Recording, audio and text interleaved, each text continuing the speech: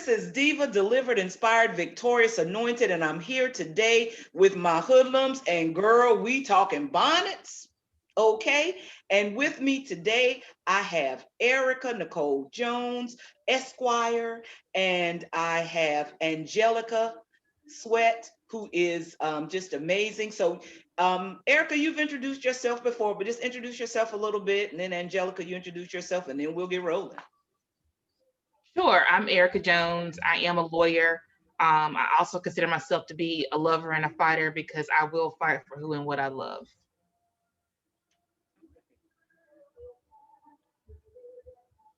Jelly. Hey everybody, my name is Angelica, or some people call me Jelly. But I am a recent graduate of Hood Theological Seminary. I am a lover of everything womanist, everything godly, and everything related to mental health and psychology. So there you go. All right. So let's just get right to it. But before we get to it, let's talk about bonnets, shall we? Now, when I heard that Monique, I didn't know at first because everybody was talking about bonnet. I'm like, what's going on? So I had to tap in, figure out what was going on, and I watched the video. And when I watched the video, what I saw was a woman from another generation trying to instill in another generation something that they don't subscribe to anymore. I think it's a throwback to respectability politics and all of that. And so I think her heart was in the right place, but I think that was too much of a generalization. What do you think, Erica? Talk to me, because I know you got some feelings. I agree. I definitely think that she meant well. She had pure intentions. She's like, people call me auntie. I'm just trying to help the babies. Mm-hmm. But I think it is a generational thing because my mom would lose it if she saw me or anyone else out in public in a bonnet. Mm-hmm. But I don't know if it's her place to tap people on the shoulder and say, you need to put on a bonnet, because where I think she really lost me is when she talked about what happened to pride. And I don't think it's about pride. Like, I don't think that a woman not wearing a bonnet in public means that she doesn't have any self-pride. Exactly. I actually think quite the opposite. I think for you to wear a bonnet in public shows that you have a certain audacity, boldness, confidence. You're not worried about what the world is thinking. You are confident in yourself. And I don't think it has anything to do with a lack of pride. So that's where I really thought that her message missed the mark for me. Yeah. But also just the hypocrisy in all of it, just because, we're always finding things and nitpicking Black women and everything we say, what we do, what we wear, but no one is saying men shouldn't wear do-rags. Or them gray sweatpants. Yeah, I might have to let you. There's a do-rag festival in Charlotte, I believe, this weekend. And so for us to have this whole BonnetGate, and it's not right, because I don't think it has to do anything with pride. And the same men who are upset about bonnets, I saw a post that said no man wants to wake up to a woman wearing a bonnet. I'm like, well, where's the right place to wear a bonnet? We can't even wear them to bed, which is the whole point. You don't want us to wear them in public. Like, it's like we just can't win. So it was just very frustrating. And Monique meant well, but I thought that she just poured more fuel on the fire that was already burning. Yeah. What do you think, Jelly? So I struggle with even if she meant well. Oh, really? She starts off this whole thing like, I'm in the airport and I had 3 shows and here's the time, 10, 11, 12. Like, so it's like, did you mean well, or did you just need a plug to become popular again? So I agree with Erica. I think it's a lot of policing of Black women. And I definitely am from the generation that's like, I'll wear my bonnet if I choose to. But also I recognize that if I did that around my grandma, maybe not my mom so much, but maybe like my aunts and great aunts, it'd be a conversation real quick. Like, where do you think you're going? Mm-hmm.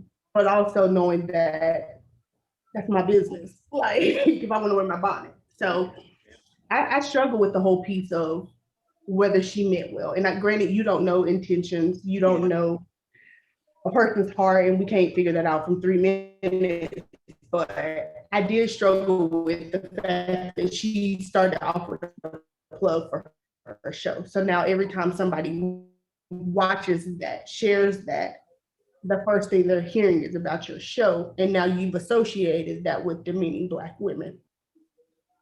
That's my 2 cents. Yeah.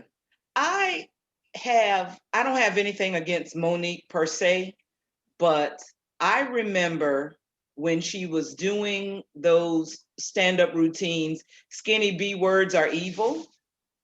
And you see what I'm saying? So that it never really rang with authenticity to me because she's working really hard to be one now. You see what I'm saying? So, and the other thing is, there was a bit of hypocrisy in the way that she recorded the video, because she recorded the video in a robe, obviously braless.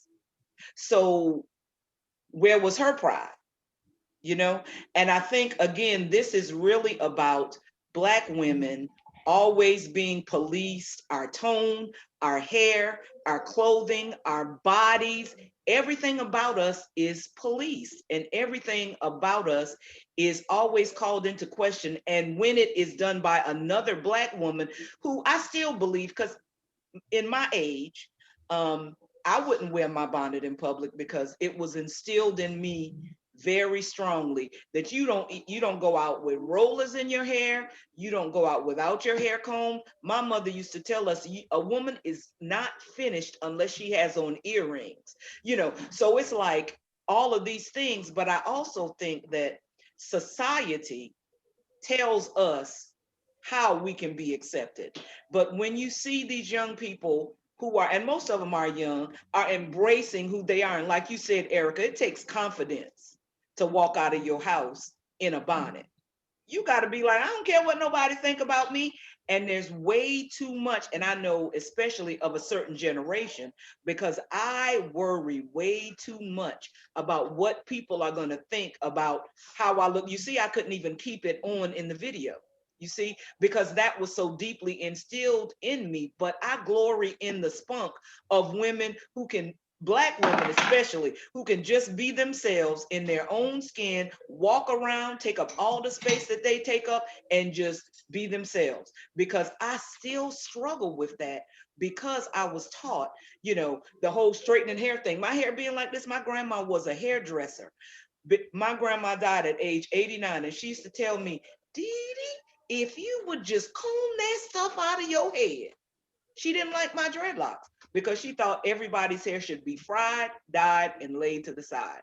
And I think that a part of us embracing who we are as Black women is not caring what people are going to think about us, because we go to the airport, a place that's going to take you to your destination, where you're probably going to go and have fun, and you want your hair to be laid, so you're going to keep your bonnet on. So what y'all think about all of that stuff that I just said? I think there's a standard that we Black women have been held to, and it's not a standard necessarily that started with Black women. I think it's this white standard, this whitewash standard of like, you're right, like my hair got to be laid down, can't have my edges showing, and so it's disheartening to see another Black woman do that to Black women. Like, what makes this the standard that I have to go out? If the airport doesn't have a dress code, and if the airport says as long as my body is clothed, what then allows her to say, this is not how you should dress? You know what I mean? Like that's what's disheartening to me. Like you've adopted a standard that was never meant for us. And no matter what we do, people won't respect Black women, no matter what you wear, how your hair looks. There's always that sector of people that will be like, they just don't see you as equal. And it doesn't matter what I put on. It doesn't matter if I have a bonnet on or if I have pressed out curls. Mm-hmm. It just won't matter. So that's what's disheartening to me, is that she's adopted a standard that was never ours to begin with. That's pretty deep, Jelly. Erica, what you got? I mean, I'll say that, first of all, I think there's so much is tied to hair. Indy already had the song, I'm Not My Hair. Not my hair. Especially with Black women, because we do, like, how many times have you heard about a woman getting out of a relationship, the first thing she does, she cuts her hair off? Like, it's just something about our hair is an extension of ourselves. Back to the whole, I'm not worried about what other people are thinking, but that's not professional. Whether people think that dreadlocks or my hair, whatever it is, if it ain't straight, that's not professional. That's why people are trying to pass the Crown Act. And so is it straight? And I also just get annoyed because if you have a woman who does get her hair straight, they say, well, she's trying to be something that she's not. She's trying to be white. And so no matter what it is, there's going to be someone who has an issue with it. And so I think some women decide, I'm going to do me. I'm going to do what makes me comfortable. You know, if I'm just running to the store and I want to wear a bonnet, that's my prerogative. Who are you to say, and I hear sometimes, and I talk about this on, you know, my social media, when people say, well, they're making Black women look bad. That woman wearing a bonnet is not a reflection of me. So we're always making the action of one Black woman, well, that's a bad reflection of all of us. We don't do that to white people. Like, if you see a white woman at Walmart with rollers or her hair wet, no one says, well, she's making white women look bad. But with us, we take everything and we put it on the entire community. Because I say, if you see a Black woman with a bonnet at the store and say she's making Black women look bad, and you think negatively of all Black women based on one person you saw, you were never an advocate of ally Black women to start with. So I reject that whole thing about, oh, well, it makes all of us look bad. It doesn't. And we shouldn't make judgments on someone's appearance anyway, but I think that's how some people, again, going back to respectability politics, and they want to like shame Black women into looking a certain way in public, when it's never going to be enough for some people, both outside our community and within our community. And that is so true. And I think that we are the only people who have to carry the weight of our entire race on our backs with whatever we do, you know. And some people, like you said, Erica, they're never going to be satisfied. We're never going to be good enough. We're never going to be light enough. We're never going to be dark enough. Our hair is never going to be straight enough or nappy enough or whatever enough, because they don't. I think it really comes from an internal thing.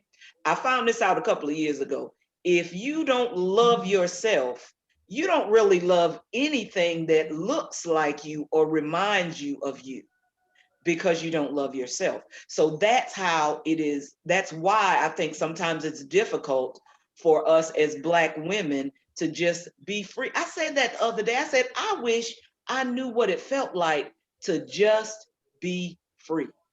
Just be free to do what I want to do, say what I want to say, wear what I want to say, go where I want to go, and not have anybody saying anything to try to make me feel bad about myself. Because as Black women, we get that, whether it's overtly or covertly, whatever we're doing, there's always somebody there telling us that you shouldn't go back to school. You got kids. You shouldn't go back to school. You just got divorced. Why are you going to college? You think you better than the rest of us? Why are you dating him? Why are you dating outside your race? It's always something. Why can't we as Black women just be and live, love, and laugh? Because, you know, it's so much, it gets so heavy sometimes. Sometimes I have to just back away, turn off the TV, and watch kids' movies. Because it's heavy. Yeah. Come on. I literally do that all the time. You have to from being, you just have to unplug from being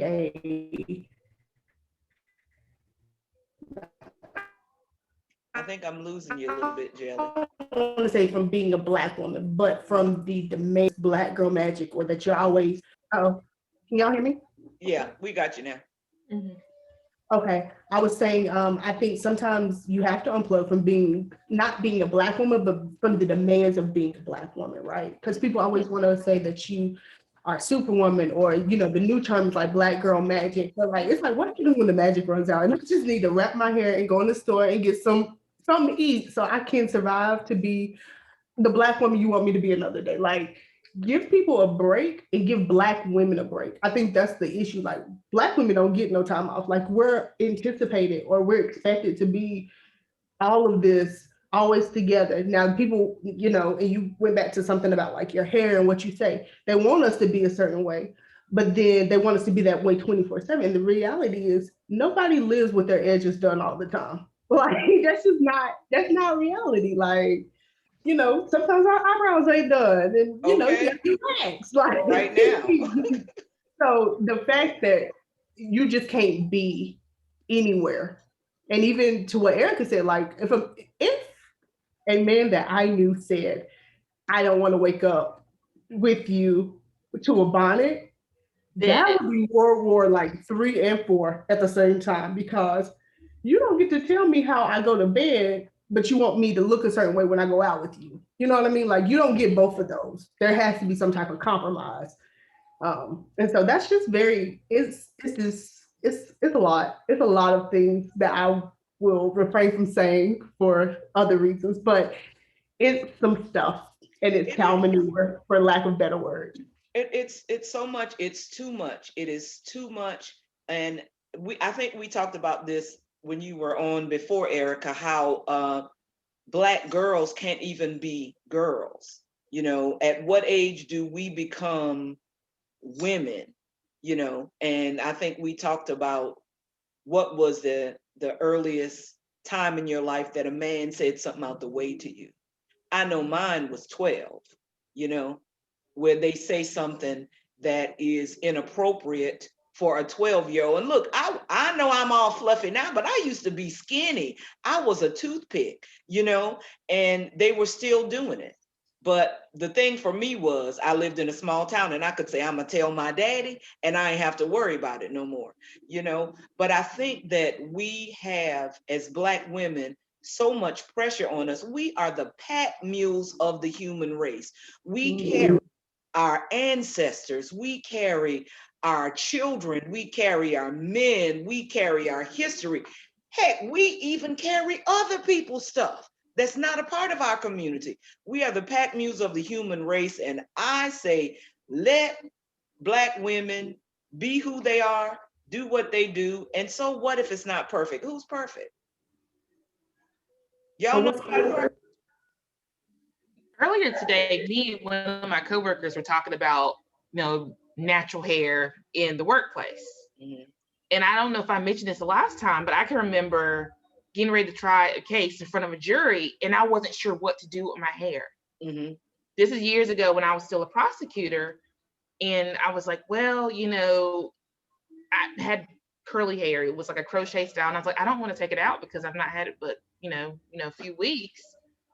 But is a jury going to penalize me for that? Like, I shouldn't even have to think about if a jury is going to be distracted by my hair, because there was precedent in my office, because there was someone who had a jury trial, and we always poll jurors afterwards if we can.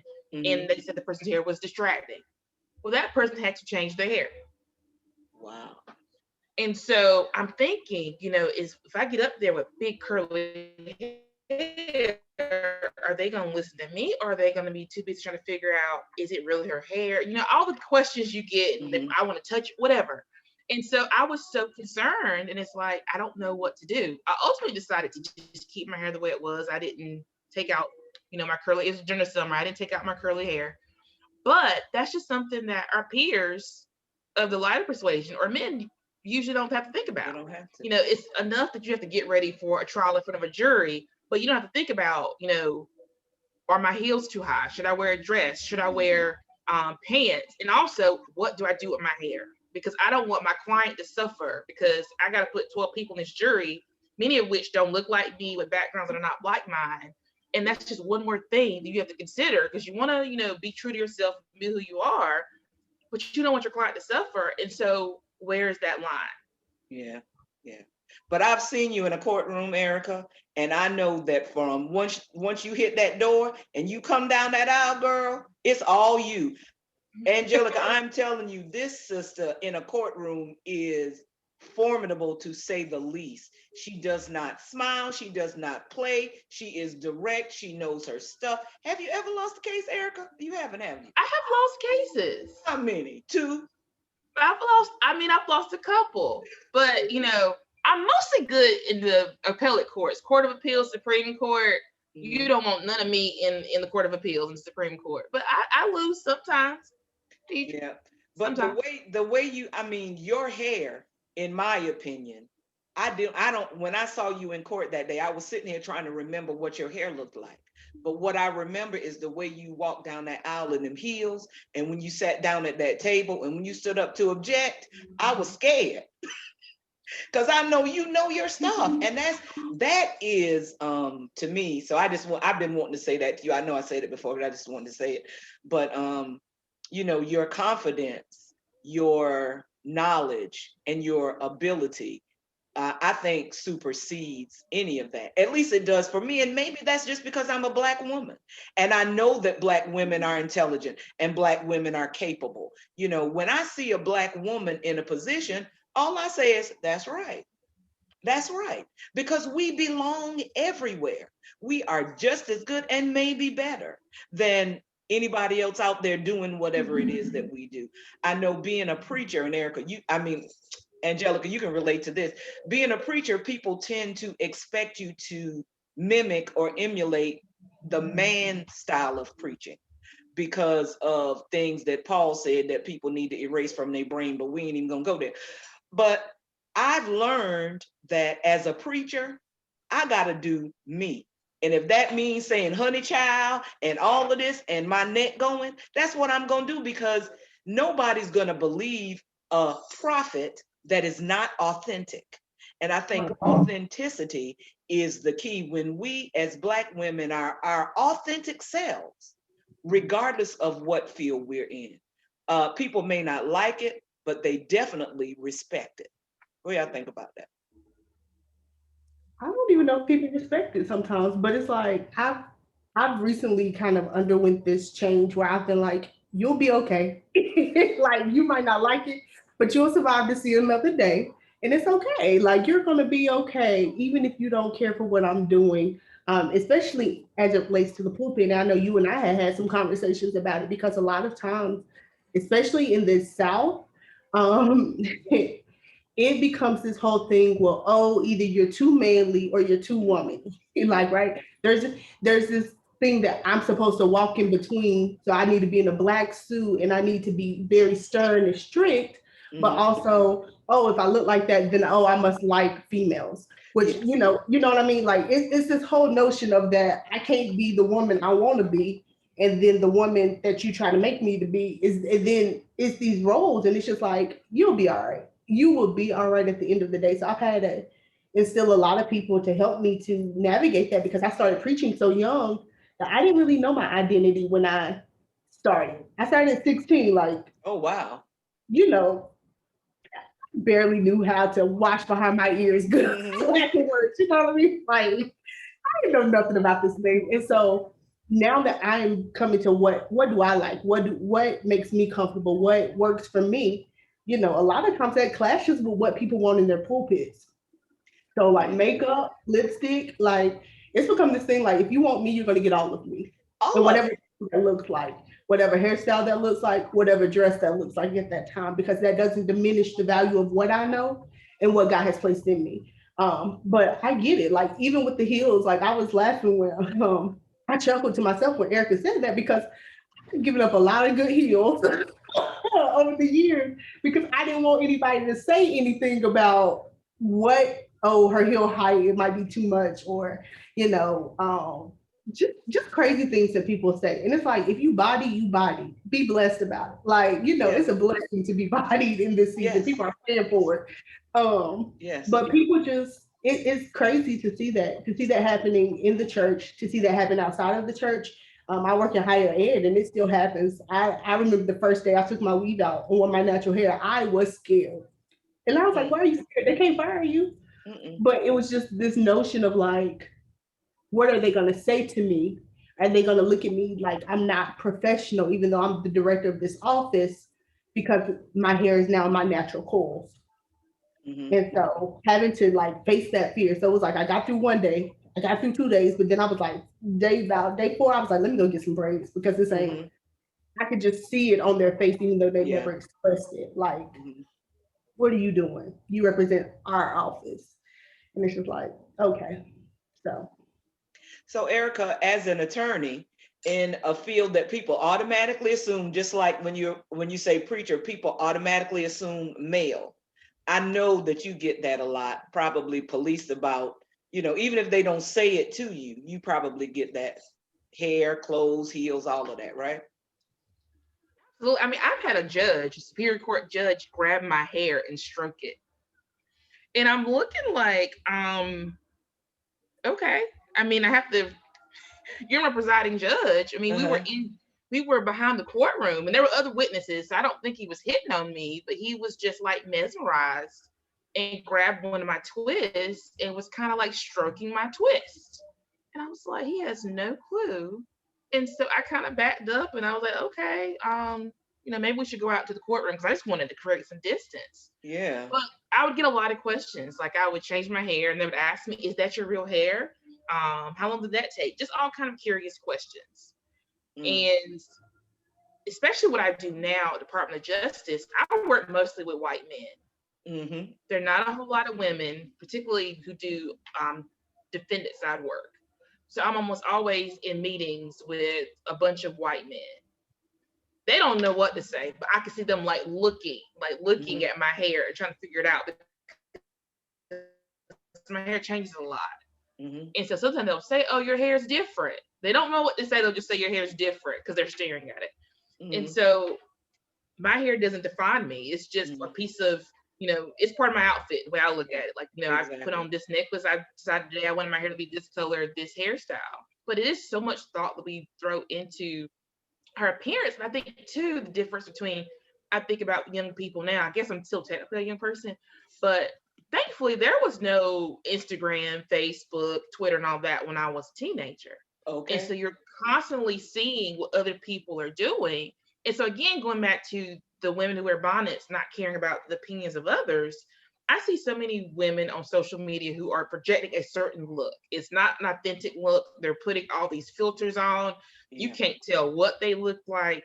And so again, when I see someone with a bonnet on, whether I would wear one out in public or not, there's a part of me that's like, that person is secure enough in themselves that they walk out of the house in their bonnet. And some people can't manage to post a picture without putting 32 filters on it. And because they're not secure. And so I don't know, maybe that's just the way I look at it, but I just think when you have so much, go ahead. No, I was just going to say, I think it really has to do with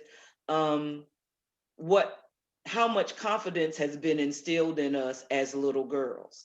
If somebody's constantly telling you, sit down, pull that dress down, you're too fast, you're this and that and the other, then it always makes you question yourself. Even like at this great age of 58, I still question myself. Am I dressing okay? Is my cleavage showing when I'm in the pulpit? Because I be having them hot flashes, and sometimes I don't put on my robe. Y'all don't tell the bishop on me. Sometimes I don't put on my robe, and I want to make sure that my cleavage is not showing. But the truth of the matter is, if my cleavage, a little, and not a lot, because I ain't gonna put it all out there, but if you see a little bubble and you're distracted by that, then you was distracted by that anyway. It wasn't because I was in the pulpit. If you really are listening to the word, a woman's knees, a woman's shoulders, the shape of her dress should not distract somebody that came to church to worship. But it starts early. It starts in school because, I remember dress codes, and they would always talk about, because you don't want to be a distraction. So even when you are in middle school, high school, they're already teaching women to stay in their place, to not distract the young men. They don't say, young men, you need to focus on your schoolwork. They say, young ladies, you do this because you don't want to be distracting to young men. So we're already sort of molding ourselves what we wear and what we do to make them more comfortable. Yeah. And it just continues throughout. It continues with our hair, it continues in everything we do to make sure that we're not a distraction to our male peers. Can y'all, y'all keep talking. I'm just gonna go get the door and let my husband in because y'all know I'm on the vacation. Yeah. Tell my friend Be I right said back. that. But I think I agree because I can remember being in middle school and having a uniform. I went to a charter school, so they were Mormon based. So a lot of times, like it was like below your 2 inches below your fingertips is like the rule of thumb. And I was always thinking to myself, like my legs are long, so I ended up wearing pants for like 2.5 years because I couldn't wear a skirt to school. Or even like I remember my grandma, and I tell my friends this story all the time because I was heartbroken. She, it was my 10th birthday. My friend had went to Aeropostale, which is one of these non-melanated stores, to buy me clothes, and I recall. and she bought me a white denim skirt, mini skirt. And I got home and I thought it was the best thing because I bought it with my friend, or she, my friend got it for me for my birthday. And my grandma was like, trash. I didn't wear that thing out the house. You couldn't even wear it around the house? No. She said, show me what you got. I put that thing on and maybe the shirt said something like I'm bugging out or something like, cute, but maybe a little fast. Baby, my grandmother said $60 trash. I just remember thinking, like, I ain't gonna try that again. But I didn't realize why she was doing it. Like, but now I can be like, okay, that was clearly because she wanted to keep me in this kind of, she didn't want people to look at me a certain type of way and make a judgment upon me that they wouldn't make upon my friend because she was of a different, race and her mama thought it was cute. My grandma said, no, no, ma'am, not today. And I think that's again a throwback to respectability politics. Yeah. Black women have always been held to a standard of respectability to counteract the over sexualization of Black women during slavery. So and after, because Black women have always, the term Jezebel is used and if you read the Bible, Jezebel, it wasn't about sex with Jezebel, but that's what people say, that there's some kind of mystical power that Black women have, and our bodies are, and I think that's just, we have to stop it. We have to stop buying into it. We have to stop it. And we are at a point now with the advent of the internet and forums like this, we can talk about it and say, look, do you, be proud of who you are. Everybody's body doesn't develop the same way. It doesn't develop at the same time. There were some girls when I was in the 5th grade that looked like grown women, and they was the same age as me, Black, white, whatever color, because that was their DNA structure. There were other girls like me. I was just pretty much, people was calling me no A word and flat chested for a long time, even when I was a freshman in high school. So I think that women in general and Black women specifically, it's up to us to change the there's a phone ringing. But I think it's up to us to change the narrative, and having somebody that has a big platform and a big audience to say things like that, to me, all it did was bring out the misogynoir, because a lot of Black men jumped on the bandwagon. A lot of Black men use that as an excuse to demean Black women. And I think that some people are always looking for excuses to demean Black women. And I get it. I know that what our ancestors and our grandmothers wanted was not for people to be able to look at us and say, see, I told you that's how they were. I get that. But I think we have to start remembering that we just have to be who we are and support each other in a world that does not care about supporting us. Another thing that just came to mind when you mentioned that is going back to Monique saying that where has all the pride gone, self-worth and confidence. And a lot of times you'll hear things like, well, if you don't show any respect for yourself, how can you expect others to respect you? And I feel like that's just a way for people to disrespect you. Like they'll say, well, you clearly don't respect yourself, so therefore I don't have to respect you. And it's like you should respect that person regardless of what they're wearing and what you think that they're thinking. It's just sort of like when you hear us talking about police brutality and then people want to bring up black on black crimes, like, well, if you're killing each other, it's like, well, that's no excuse. Like, even if you have people in their own communities who may be killing each other, what's that got to do with police brutality? What's that got to do with the other shootings that we see on camera? Yeah. And so it's a distraction. In the same way, when they say things like, well, these women don't respect themselves, so how can they expect anyone else to respect? It's like, look, you respect people for who they are, not for how they present necessarily in the bonnet on their head or the hairstyle that they're wearing. It's just their way of making themselves feel more comfortable disrespecting Black women because they tell themselves, we don't respect ourselves. Yeah, and therefore don't deserve respect. Because if somebody says that, they already believe that we don't deserve respect. Now they feel like they have justification for feeling like that. And so to me, it begs the question, especially, I remember when Monique performed on, I think it was the BET Awards, when she performed Beyonce's song and she did all that, and she did it now. She did. I remember. Man, she killed it. But then she was tired the whole rest of the night, but that's a whole nother story.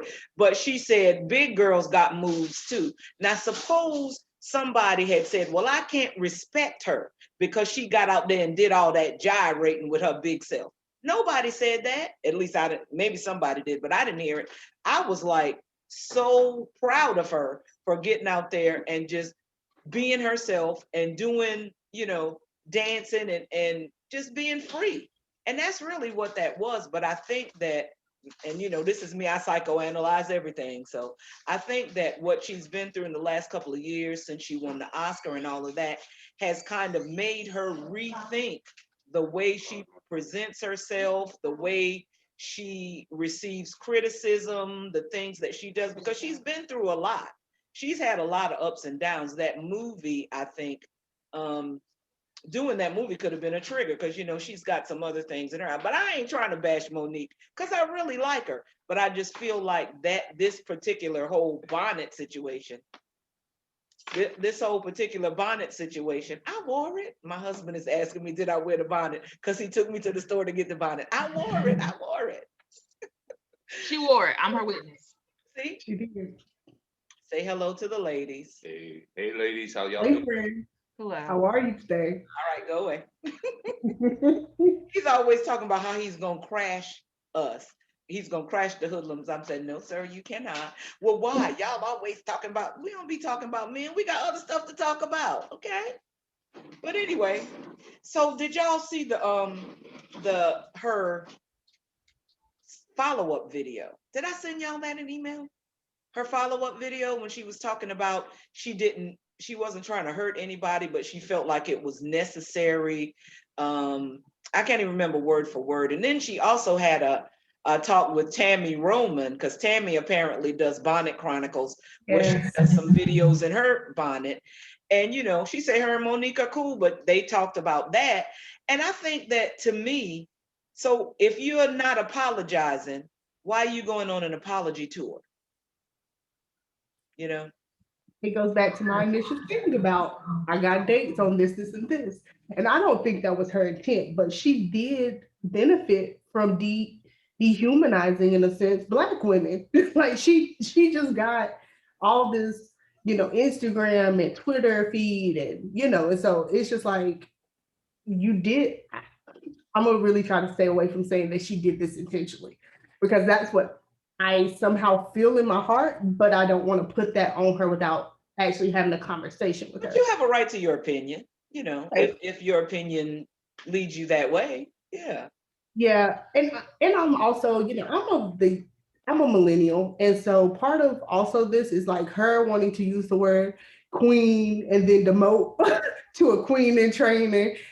Like, ma'am, you got a robe on. You're a queen in training. Like, don't come for anybody.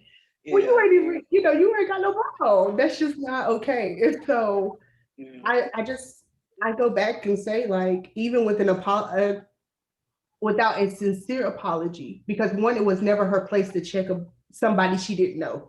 Mm-hmm. Like, you can't check people you don't know. Because if she would have ever come up to me in the airport, and I've been in airports, not often, but if I had to do a red eye or like a very early morning flight, this hair is not getting unwrapped. That's not gonna happen. And so if she would have came up to me, I'd be like, excuse me, who? And she probably would have heard some other words that would have cost me my license, because you don't come up to people No, you can't and do be that. like, I'm your auntie. Just because you're Black does not make you my auntie. Just because you're older than me does not make you my auntie. Like, you don't have that tie to be able to say that to me. So I didn't mean to go on that tangent, No, but that's okay. That's okay.